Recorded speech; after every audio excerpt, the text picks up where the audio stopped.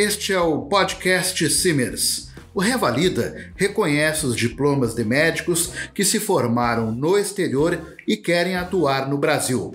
O exame é feito tanto por estrangeiros formados em medicina fora do Brasil, tanto quanto por brasileiros que se graduaram em outro país e querem exercer a profissão em sua terra natal. O presidente do CREMERS, Conselho Regional de Medicina do Estado do Rio Grande do Sul, Eduardo Trindade, fala a partir de agora sobre esse processo. Na verdade, a primeira coisa, nós não fazemos essa diferenciação entre brasileiros formados no exterior ou estrangeiros formados no exterior. A gente já coloca todos juntos. São profissionais formados em medicina no exterior. Então, obrigatoriamente, para vir trabalhar no Brasil, eles têm que fazer uma revalidação. E o Revalida é uma prova realizada pelo governo federal, pelo Ministério da Educação, para a gente ter um mínimo de controle, de qualidade e para garantir que esses médicos tenham uma formação como a do Brasil. Porque, veja bem, os mais médicos cubanos na época, a formação médica em Cuba é completamente da formação médica brasileira. O que eles chamam de médicos, nós não chamamos de médicos. Só para ficar muito claro, lá eles têm muito mais uma formação de um agente comunitário de saúde, tem conhecimentos básicos de medicina, não é o mesmo conhecimento que a gente cobra do médico do brasileiro, que é conhecimento sobre questões de nefrologia, que é a questão dos rins, questões de pneumologia. Então isso que tem que ficar muito claro para a sociedade. Não é um objetivo de fazer reserva de mercado Revalida. O Revalida é para a gente ter um mínimo de segurança que o que a gente chama de médico no Brasil, esse colega, seja ele brasileiro ou não, formado no exterior, tem essa formação minimamente compatível com o que a gente espera no Brasil. Por que existiram tantas polêmicas em relação a este tema?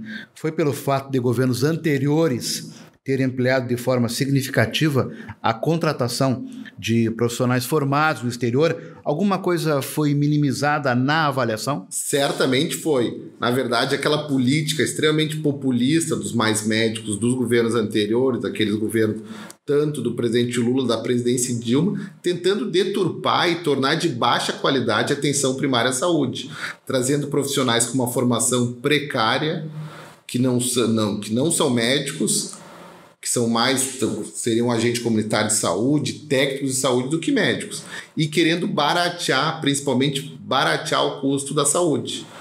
Mas esse custo tem um custo social muito mais alto, que é o quê? Colocar em risco a população. Principalmente aquela população de baixa renda que só tem acesso ao seu médico do posto. Imagina, se seu médico do posto de baixa qualidade, ela vai procurar atendimento aonde? Então, por isso que certamente isso é muito mais uma questão política de uma questão técnica, né?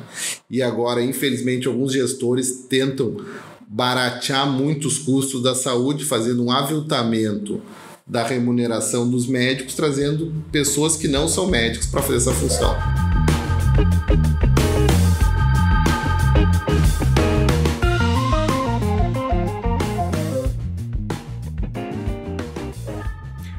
A gestão da ex-presidente Dilma Rousseff contratou médicos cubanos para entregarem o projeto Mais Médicos, como o senhor citou. Posteriormente, essa política foi abandonada. Como o senhor avalia a questão de contratação de médicos estrangeiros? Porque agora o governo federal está contratando médicos cubanos. Nós vemos da mesma forma que nós vimos anteriormente. Isso é uma política populista que só tem de baratear a saúde e não tem repercussão nenhuma em termos dos indicadores de qualidade assistencial. Fica muito claro isso. Por quê? Nesse momento, nós precisamos de médicos especialistas, sejam eles intensivistas, infectologistas. Não esses médicos vão supostamente atender na atenção primária. E principalmente porque esses colegas têm uma formação, mais uma vez reforço, extremamente precária. Alguns deles com 4 anos de formação. Enquanto que o que se preconiza no Brasil é o quê? 6 anos de faculdade de medicina, mais residência médica para atender na atenção primária. Isso é o que a gente chama de o barato pode sair caro depois? Certamente o barato vai sair caro depois. Isso é bem aquela política de mostrar assim, nós tivemos 1 milhão de atendimentos médicos, conseguimos aumentar as equipes de estratégia de saúde da família em 300%. Só que na prática isso não repercute em melhora da qualidade lá na ponta. Isso que tem que ficar muito claro. E certamente isso vai sair muito mais caro depois. que nós víamos naquela pessoal dos mais médicos? Eles não sabiam fazer diagnósticos mais elaborados, os pacientes ficavam com aquelas doenças se agravando e quando tinha uma questão mais grave, procuravam as emergências hospitalares. Só que daí quando chegava na emergência já era uma doença muito mais avançada e muito mais difícil de tratar. Presidente, existe preconceito em relação ao trabalho de médicos estrangeiros no país? Certamente não. Isso não existe preconceito. O que existe é uma cobrança que qualquer indivíduo formado em medicina no exterior para vir trabalhar aqui tem que preencher critérios, como nós, médicos brasileiros. Nós tivemos que fazer um vestibular de medicina, nós temos que fazer os 6 anos do curso e depois temos habilitação legal para ser médicos no Brasil. A mesma coisa vale para esses formados no exterior. Preencham os critérios, tenham uma formação equivalente à de médico formado no Brasil e trabalhem. Isso vale. Se eu for trabalhar nos Estados Unidos, eu tenho que preencher todos os critérios. Se eu for trabalhar na Europa, a mesma coisa. Porque agora, para baratear o custo da saúde, nós vamos importar esses médicos? O Brasil tem profissionais em número suficiente para atender a demanda da saúde pública, principalmente em tempos de pandemia coronavírus? Certamente tem. O Brasil tem mais que o número suficiente de profissionais para atender.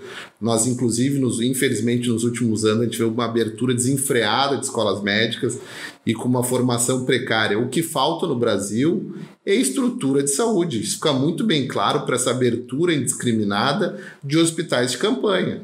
Isso só demonstra que o quê? Nós temos estádios de futebol belíssimos, alguns até se transformando em hospital de campanha, mas nós não temos estruturas permanentes de saúde, que é o que falta. No Brasil não faltam médicos, e nossos médicos são de muita qualidade. O que falta é estrutura de atendimento.